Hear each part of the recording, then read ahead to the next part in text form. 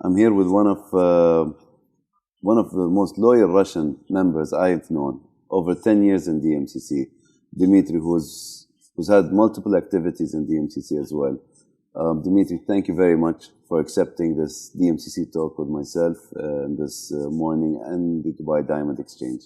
Thank you so much, Ahmed, for inviting me. It's a huge honor to be here and talk to you about the business in Dubai. This is going to be a different talk than the DDE talks. Usually when I sit with a Russian, we're talking about Rosa, diamonds, tenders, the Dubai cut coming from Crystal and mined in Smolensk, Yakutia and manufactured in Smolensk.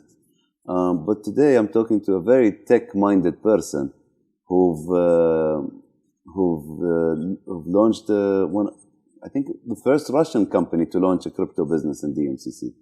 Not Russian, the first crypto company, trading company in DMCC. Amazing, before everyone else. Yes. I recall you looking into this years before that, and I didn't have any opinion whether it worked or not, etc. I mean, the story of DMCC was very unlikely for His Highness in Dubai, at least to the outside world, and took time. But you're a patient man. You didn't really give up on it. You knew this would come at some point. What made you feel that DMCC is the right place? You know, the thing is, for me about DMCC, since the moment I first met you and were trying to bring more and more different business opportunities for DMCC as well, I found out that DMCC is one of the most advanced free zones in terms of launching the new activities. And if you remember, our first discussion about crypto happened exactly when the tax was incremented for the gold and diamond stuff. And I came to you with the crypto ATMs. And both of us found it's very interesting, but still regulations were not there. So I think it's about 4 years or something. So since then, I did realize that DMCC is one of the most advanced. You know, the problem of other free zones, they're too much, I would say, conservative. And when the new ideas are coming, it takes them time to digest and to create regulations for that. DMCC is super mobile. When you come here, even if you come with the idea that's not even there, you can be sure that DMCC will be looking for a legal way to make this activity available. That's what I like, actually. Yeah, usually we take the precautions, we make sure you're safeguarded, the market is safeguarded, at least we do our best that things are transparent. So for whatever reason people buy into it, they understand the risk that comes with it. Perception is important for us, and also trust is important for us. I'm excited about this. I really want to see your business grow even further, and we've been working with the regulator, and we continue to work with them on different fronts. I don't know if you've had any interaction with the Gold and Commodities Exchange, but that's pretty much historically how we started dealing with ESCA. What kind of market are you targeting today in Dubai and outside? The funny thing is, while we're talking with you, I already got 2 crypto licenses from the DMCC. One of them is a crypto trading license. The one is the first for crypto trading. The second one is DLT, Distributed Ledger Technology. And the third one is on the way. It's actually our main product, the Simba storage. That's cold storage for the Bitcoins. So it's already in process with you guys. So as you mentioned, our business is already growing. Our target audience right now for the trading is actually the people who wants to be legal in the crypto field. Because right now regulations in a lot of the countries in Europe is already in place. Even in Switzerland, you can buy something for using your crypto if you're a resident. In some other countries, it's also legal. So right now, imagine if someone wants to buy crypto, he's supposed to go to some exchanges that not, let's say, super legal. You will do it most probably with cash. So once you come to Europe and you want to buy your house, the first thing Europe would ask you, sorry, where did you get your crypto? And then what you would say? I took my cash to some office in Dubai and I got my crypto. It will not work.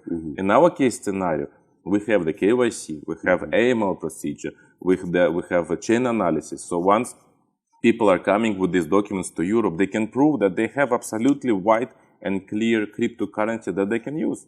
So this is our target audience. And it's not only UAE, it's worldwide. We want to encourage people to become legal in that field. I truly believe sooner or later, crypto would be part of our life much stronger than now. and it will be developing worldwide. So people, they will have to become legal in that field. So that's why I'm super happy that DMCC was obviously the first authority who launched the crypto activities. Transparency is the key thing. I feel it's more transparent than the current financial institutions around the world. You can trace it. I mean, someone offering and doing business can actually offer so much more with the business, depending on what the business plan is at the end of the day. But so 3 companies. How do you get the resources to manage it? It's very complicated, to be honest, because I have to work 24/7 now. I'm the one who is maintaining them. I do have partners, a very strong crypto people that do the trading and analysis, etc. You met Anton, obviously, he's my major partner. We involve a lot of, right now, for the Simba storage, the one is for the custody, and the one that we're approaching, we involved a lot of high-end senior executives, like Joe Sebastian joined us. Now we're in talks with some other big players and big names who will come on board to support us for this kind of activity. So right now we're developing, we're creating the team, we're building the team in order to show the world that we're really international and we really want to go global.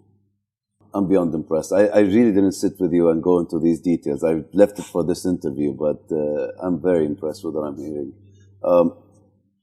The other thought that comes to my mind, one of the key things I find benefiting DMCC and its various businesses, whether it's gold, diamonds, and jewelry, is education, events, conferences. We have a biannual tea forum. We do competitions here and there. We have the Dubai Design Academy with all the intentions of producing talent from within the region, not just Dubai, but also to make it easy on our members and the city to maintain the talent and experience. So, for example, we might have a refiner who then moves on and the children don't want to deal with the business. For example, that's one example. And these are chances that concerns me early on in DMCC. Today, I don't see that as a big issue. What do you think about education on crypto mining and crypto knowledge, etc.? And you have businesses like Evia that does crypto rating and blockchain rating. Yeah. What are your opinions on that one? I'm not asking to rate the rating company, but more of, do you feel more of this is needed in our community? To be honest with you, I believe whenever something new is coming to the market, and we're not only talking Dubai, because crypto is still new for a lot of markets. And obviously now, you being a public person, a public speaker in a lot of events, you can see how the interest is raising on a daily basis. People want to be involved. But the problem of crypto, it's not something easy. Most of the people, they still think like, okay, I'm going to take my $100, buy some tokens, and tomorrow it give me $100,000. It's not that way. I mean, you still have to do a proper analysis. You still have to understand how the coins work, how the market works, how it reacts to different news, etc., etc., etc. So for the people, to encourage them to go into that market and to feel more secure, I 100% support you to have the education on board. This is one of the must to be there. And we might also consider that kind of a small niche in order to grow the professionals and to grow the loyal people to the crypto activities. Recently, I put out a blog addressing a certain matter that I'm not looking to promote it here in the talk, but I came to know that we have 342 Swiss-based DMCC companies, Swiss DMCC members, probably courtesy of the Swiss Tower and what DMCC brings to the table. And actually, a lot of credit does go to the Swiss Business Council for Dubai and Northern Emirates, who's very active. Earl is the former head, and the good relationship we have with Crypto Valley and my support to Bitcoin Swiss.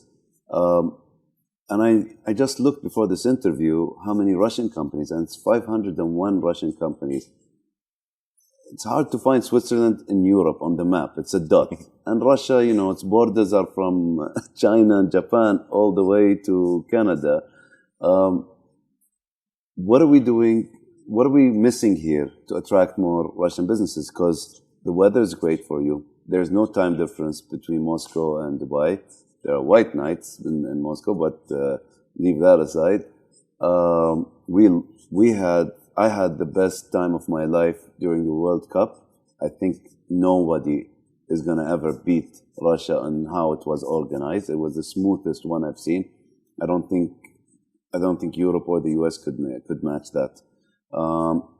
But coming back to my point, 501 companies, I'm not seeing that as too small, but I do know we could do better.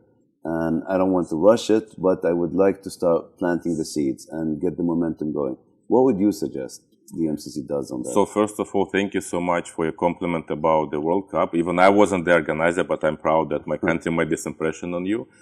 Apart from that, why the Russian market is slightly complicated and why there are so many people right now. Don't forget that Russia is 150 million people. To generate money there, like imagine you're selling a day to one customer. You're getting $100 million or rubles a day. It's still hard for the Russian community to change their way of mentality, to understand that international business is much more attractive. Because currently, the country itself allows them to generate as much profit as they can. Only once the sanctions started, some of the companies, those days they started this restructuring thing to go outside the country. Ooh. The giants were not even ready to do that. So I truly believe if you start positioning DMCC as a hub for international business, as a way of reaching different, because why I love Dubai in general. For me, Dubai is the center of the world, really. Because wherever I want to go, wherever I want to travel, wherever I want to send shipments, it's almost all the same way. Russia is there, Europe is there, Australia is there, US is there. There are no other locations in the world. Mm-hmm. And with full respect to neighbor countries, there are no such infrastructure anywhere. So once you start positioning right now DMCC as a way of reaching other regions from Dubai, not establish business in DMCC and start doing business in DMCC, but make it, I would say, maybe like a regional headquarters or something like that to reach other regions like Africa, Asia, mm-hmm. and all other stuff. That might help. Do you think us having a presence in Russia would help? It might. Definitely it might. But in the meantime, don't forget that the Russian mentality would still prefer to go to Dubai to do all the arrangements rather than doing it there. Because I wanted, maybe you've heard, I had an official counter in Russian counter in Dubai Land Department. Mm-hmm. Like it was the first. It took me 1.5 years to negotiate DLD to open this counter. And my idea was to open the same counter in Russia, like with the blessing of the Dubai Land Department. For me, the idea was amazing. So you don't need to travel to Dubai. You can pay your fees. You can do whatever transactions in Russia.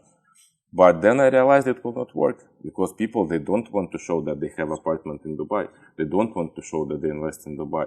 So it might be a marketing office, the one who is going to be on the ground, the people with the Russian mentality sitting there and promoting DMCC. It might help. But operation-wise, it still should be there, obviously, but you shouldn't pay too much attention on that. Because those people who would really want to open a business, they might prefer to go directly here to arrange everything here. Looking at ways of connecting more with the Russian community, today DMCC, unlike 15 years ago, has a lot of products. As one example we're experiencing right now is the crypto market. Perhaps our coffee community and tea community can connect. I know Russia's big on tea. I'm not clear if the coffee community is growing. What's your take on that? To be honest with you, I truly believe it's really growing. I cannot say to the point they love coffee the way you love it, but definitely the culture of coffee is getting more and more. By the way, I know two guys here, they were doing IT business. They still have this IT business. They moved to Russia and they started selling coffee there. And they're doing super cool. So I truly believe that the market is there.